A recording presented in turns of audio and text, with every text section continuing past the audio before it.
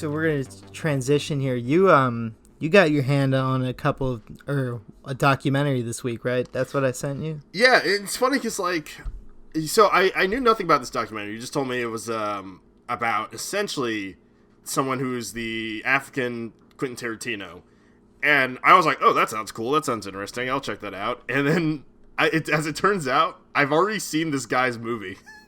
Oh, really? Yeah, so he made a movie called Who Killed Captain Alex. So, for anybody who knows, this movie's about director Isaac Nabwana, or Nabwana IGG, which is what he goes by when he directs. But he made a movie called Who Killed Captain Alex, which released a trailer on YouTube a couple years back. In fact, I think the movie came out in 2010.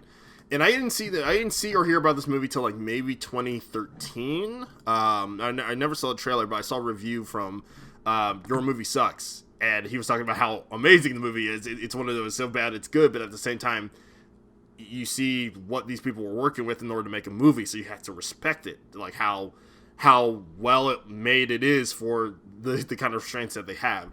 And then when I started watching the movie, and it talked about how one of the main subjects, his name is Alan, who's an American who discovers him and says, I need to go to Uganda and meet this guy now.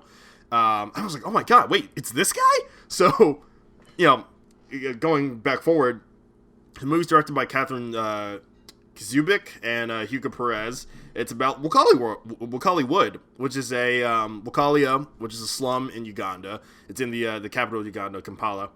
And it's about Isaac Nabwana, who essentially was like, I love action movies. I want to make my own. This man is so creative in the sense of he'll just gather together scraps, like computer scraps, make his own computer, find whatever he can to afford a camera, and then just start making movies all around him, like with these shoestring budgets and these actors who are just people in his village. It's one of those movies, one of those documentaries that reminded me a lot of movies like Dolomite Is My Name, or Ed Wood, or The Disaster Artist, but I guess by putting their characters in a more positive light, where, yes, the movies that they're making aren't necessarily like big budget Hollywood quality, but you respect the grind, you respect the guerrilla filmmaking, you respect that even though the odds are heavily pushed against them, nobody's going to stop them from achieving their dreams. And in a weird way, even though they're still living in the slums of Uganda, they did achieve that dream. Just by posting the trailer to the YouTube video, they got worldwide recognition. Like, I'm looking at Who Killed Captain Alex now on IMDb, and granted, you can't really trust IMDb ratings, but the movie's rated at an 8. Oh, wow. Yeah, an 8 out of 10. And I can tell you, it's not an 8 out of 10 movie, but people love the movie so much, and they enjoy it, because you can't help but watch it, and just it puts a smile on your face. That it makes you feel good. So, to me, I found this documentary incredibly inspiring. I never really knew the guy's story. It's a story of like him growing up during a difficult time in Uganda. It was around the time that Idi Amin, the dictator, was in charge of everything, and then after he was pushed out, there's a struggle for leadership, and it led to more bloodshed. Which is kind of the weird thing of, like, you get rid of a dictator, you think everything will go back to normal, and it just doesn't work out like that sometimes, especially when people are pretty much forgotten. So for him,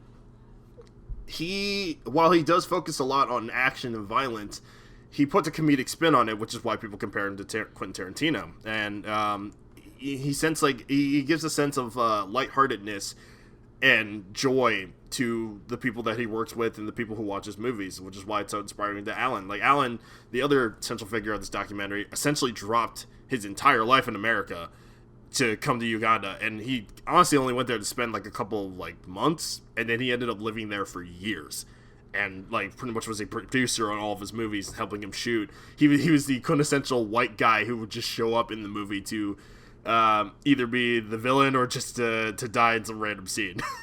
But he was having a great time while doing it. In fact, he even says that he studied film and worked in Hollywood for years, and he never really enjoyed it. And then he went to Uganda, and he was like, I'm having the time of my life. And yeah, there's often the struggles, and it shows that there's the struggles of two different mindsets. Isaac is purely focused on staying in Africa and building his industry there, where Alan's like, if you really want to continue doing this, you have to get funding, and in order to get funding, you need to bring these movies to America, to like find people who are willing to help produce these things.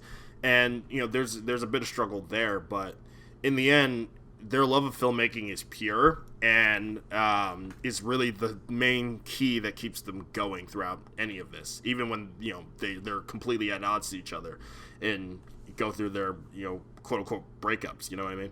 But yeah, I adored this movie. I really enjoyed it a lot more than I thought I was, and I think it helped for me the fact that I already knew of the guy's work, but it made me appreciate it even more. And it made me like, it's one of those things where as a filmmaker, you want to just like go out and pick up your camera and go shoot something immediately. You're like, if this guy can do it under the biggest of constraints, what the hell am I even doing complaining about, oh, I don't have the right lens, you know what I mean? Right.